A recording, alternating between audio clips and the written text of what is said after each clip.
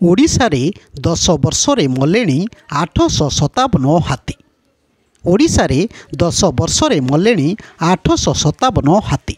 ସେଥିମଧ୍ୟରୁ 305 ହାତୀ ରୋଗର ଶିକାର ହୋଇ ମୃତ୍ୟୁବରଣ କରିଥିବା ବେଳେ 149 ହାତୀ ବିଦ୍ୟୁତ୍ ଆଘାତରେ ପ୍ରାଣ ହରାଇଛନ୍ତି।